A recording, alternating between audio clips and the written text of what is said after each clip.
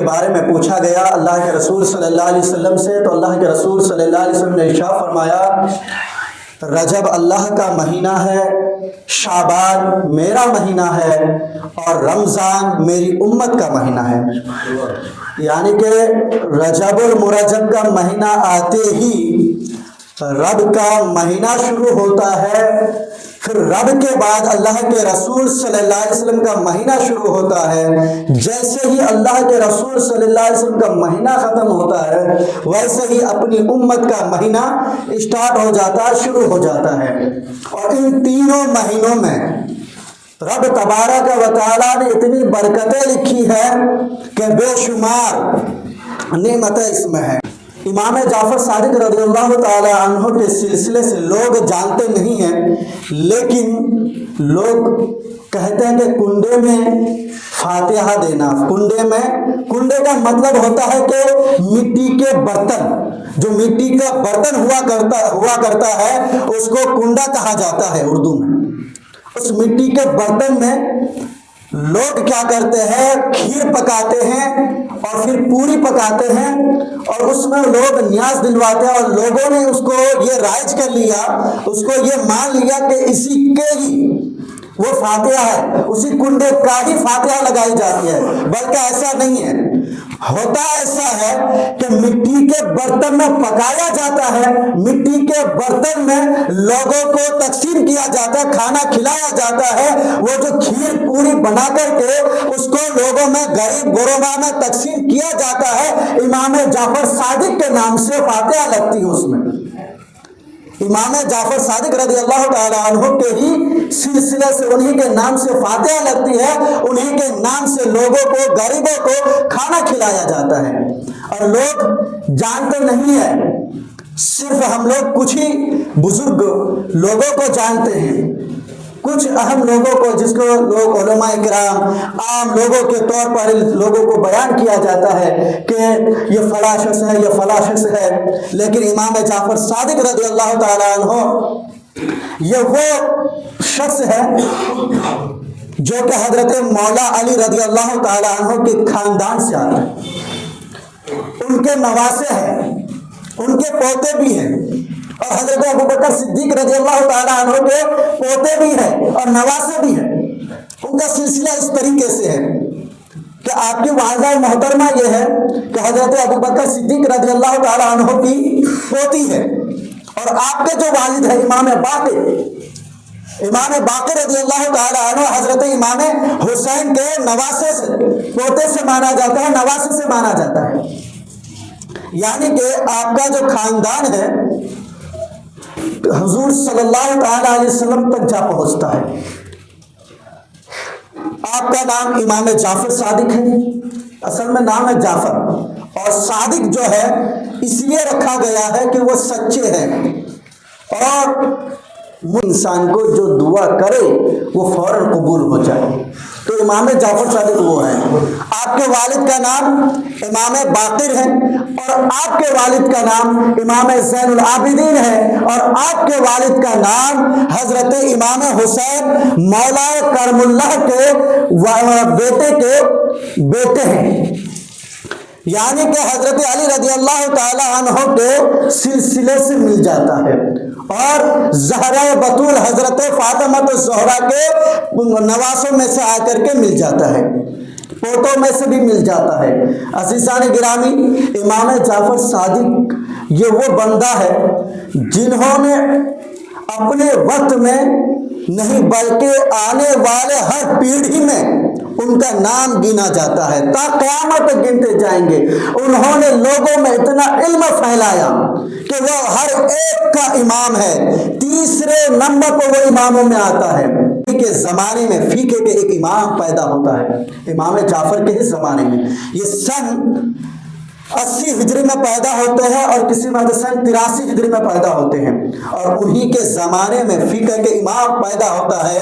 نعمان بن ثابت، جن کو ہم امام ابو اعظم ابو حنیفہ کے نام سے جانتے ہیں، جن کے آج ہم پیروی کرتے ہیں، انہی کے سلسلے کی وجہ سے آج ہم حنفی کہلاتے ہیں۔ امام اعظم رضی اللہ تعالی عنہ فرماتے ہیں کہ اگر میں امام جعفر کے زندگی میں 2 سال اگر نہ گزارتے تو نعمان بن ثابت وہ ہلاک ہو جاتا، برباد ہو جاتا۔ تو ان کے اندر اللہ کے رسول صلی اللہ تعالی علیہ وسلم کے نواسوں کا کچھ الگ ہی عالم ہے کہ ہر طریقے سے وہ متقی، زہدہ، پرہیزگاری، ہر طریقے سے علم و عمل میں ہر طریقے سے پامال تھی۔ آپ کے زمانے میں ایک خلیفہ تھے جس کا نام منصور تھا، اور وہ منصور یہ چاہتا تھا کہ جتنے بھی اس کے آس پاس میں، اس کے حکمران میں جتنے بھی عالم علماء ہیں، جتنے بھی درویش ہیں، جتنے بھی محسوب شخص ہیں، سب کے سب ان کے بارگاہ میں آئے اور عرض پیش کرے، سلام پیش کرے۔ سبھی علماء کرام ان کے وقت میں تھے، خلفاء تھے، اس لیے لوگ جا کر کے، امام لوگ جا کر کے وہاں پر جا کر کے سلام پیش کیا کرتے تھے۔ لیکن امام جعفر صادق رضی اللہ تعالی عنہ ایک واحد ایسے شخص تھے جنہوں نے منصور کو کبھی سلام ہی پیش نہیں کیا، کبھی اس کے دربار پر جھک کر کے سلام نہیں کیا۔ کئی مرتبہ منصور نے آپ کو دعوت کیا اور آپ نے ہر بار اس کی دعوت کو ٹھکرا دیا، لیکن جب ایک مرتبہ اس نے یہ ارادہ کیا کہ میں کئی مرتبہ امام جعفر صادق کو میں نے دعوت دیا ہے، لیکن میری دعوت کو انہوں نے ہر بار ٹھکرایا ہے، اس لیے اس کو بے عزتی محسوس ہوا۔ بے عزتی محسوس ہونے کے کارن انہوں نے اپنے سپاہیوں کو کہا کہ جاؤ امام جعفر صادق کو دعوت دو اور کہو کہ میں نے بلایا ہے، کیونکہ خلیفہ کے پاس ہر کوئی جانا ہوتا ہے، ہر کسی کے پاس آنا ہوتا ہے، ہر کسی سے مشورہ لینا ہوتا ہے۔ اس لیے انہوں نے اس ارادے سے امام جعفر صادق کے پاس انہوں نے بھیجا، اپنے سپاہیوں کو بھیجا، تو فرمایا کہ انہوں نے اپنے سپاہیوں کو اپنے دیواروں میں، اپنے جو ان کا قلعہ تھا اس قلعے کے دیواروں میں انہوں نے ننگی ننگی تلواروں کے ساتھ انہوں نے سپاہیوں کو تعینات کر دیا، اور امام جعفر صادق رضی اللہ تعالیٰ عنہ کے پاس کچھ سپاہیوں کو بھیجا، اور جب وہاں پر پہنچے تو ان سپاہیوں کو بتا دیا گیا تھا کہ جب وہاں پر اگر وہ انکار کر دے آنے سے تو ان کا کام وہیں پر تمام کر دینا۔ اور یہاں کے سپاہیوں کو یہ کہا کہ جب وہ میرے پاس آئے اور میرے پاس عرض ہو کر کے سلام نہ کرے، جیسے ہی میں اپنے تاج کو، اپنے میں امامے کو میں نیچے رکھ دوں تو ان پر تم لوگ حاوی ہو جانا، ان کو تم سر سے ان کا سر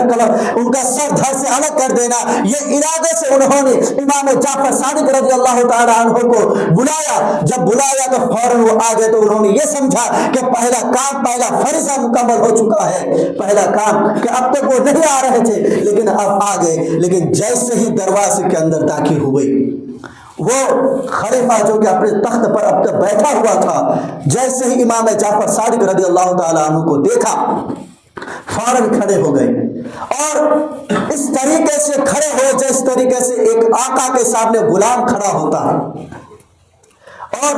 جب کھڑے ہوئے تو ان کے سامنے پیش ہوئے اور ہاتھ جوڑ کر کے کھڑے ہو گئے، اور سلام عریضہ سب سے پہلے منصور نے کیا، اور جب منصور نے سلام کیا تو آپ نے عریضہ کو قبول کیا، اور جب آپ نے عریضہ کو قبول کیا آپ کی آپس میں گفتگو چلی۔ لیکن جب آپ واپس چلے گئے تو منصور سے کسی نے پوچھا کہ اے منصور، تو اب تک تو ان کو قتل کرنے کا ارادہ رکھتا تھا، اب تک تو یہ نہیں تمہارے در پر آ رہے تھے تو تم یہ ارادہ رکھتے تھے کہ تم ان کو قتل کر دو، اور تم بے عزتی محسوس کر رہے تھے، لیکن اب یہ آیا تمہارے سامنے موقع تھا، تم ان کو قتل کر سکتے تھے لیکن تم نے قتل کیوں نہیں کیا؟ تو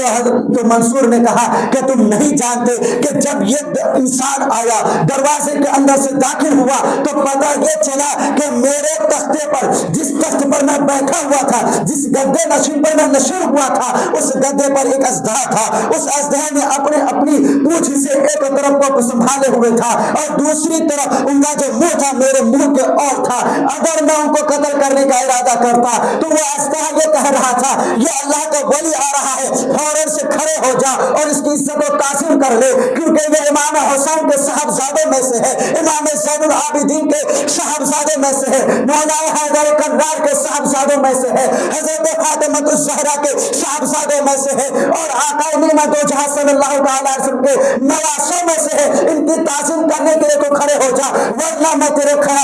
تمہارا خیال نہیں کروں گا۔ یہ اژدہا نے وہ کہا، اس لیے میں ان کی تعظیم و تکریم کے لیے کھڑے ہو گیا، اس لیے کہ جب اس اژدہا کا عالم یہ ہے کہ وہ ایک جانور ہو کر کے اس کی عزت و تعظیم کر سکتا ہے، تو میں ایک انسان ہو کر کے نواسہ رسول کی میں عزت و تعظیم کیوں نہ کروں؟ یہ وہ بندہ ہے کہ جنہوں نے اپنی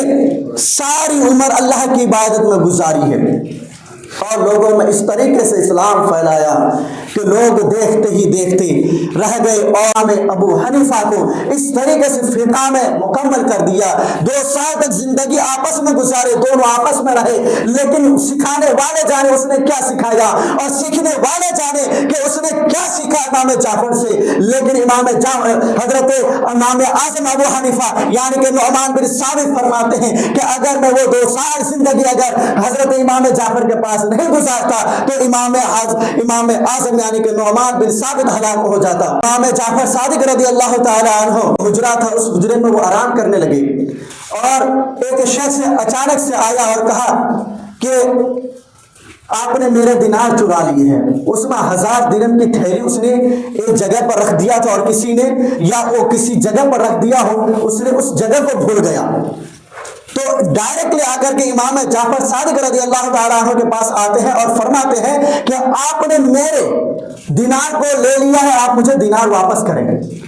تو امام جعفر صادق نے یہ نہیں کہا کہ میں نے نہیں لیا، بلکہ انہوں نے یہ فرمایا کہ آپ کے دینار کتنے تھے؟ تو انہوں نے جواب دیا کہ میرے دینار 1000 تھے۔ فوراً اپنے گھر پر گئے اور 1000 دینار ان کو دے دیے گئے۔ کچھ دنوں کے بعد جب اس بندے کا وہ تھیلا ملا، وہ 1000 دینار کا تھیلا مل گیا، تو وہ 1000 دینار لے کر کے واپس امام جعفر صادق کے پاس آئے اور فرمایا کہ حضور میں نے آپ پر بے وجہ میں نے شک کیا تھا، کیونکہ میں دوسری جگہ رکھ کر کے بھول گیا تھا، اس لیے میں نے اس دن میں اس بات سے شرمندہ ہوں کہ میں نے آپ کو چور مان لیا، البتہ میرا وہ 1000 دینار مل چکا ہے، آپ اپنا 1000 دینار رکھ سکتے، لے لیجیے۔ تو امام جعفر صادق فرماتے ہیں وہ دینار 1000 دینار تمہارا تھا، تم نے لے لیا، اب یہ جو 1000 دینار میں نے دیا یہ بھی تمہارا ہے۔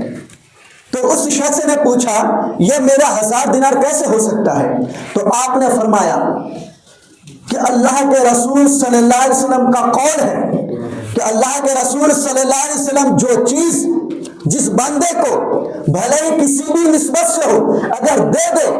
تحفتاً و ہدیتاً ہو جایا کرتا ہے، تو ان کے نواسوں کا بھی یہی راستہ ہے جو ان کے نانا کا راستہ ہے کہ اگر کسی بندے کو دے دیا جائے کچھ چیز ہے تو وہ اس کو ہدیتاً تحفتاً ہو جایا کرتا ہے۔ اس لیے نواسہ رسول کا یہ ہے کہ جو دے دیا وہ تمہارا ہوا اور جو ہم نے نہیں دیا وہ ہمارا ہوا۔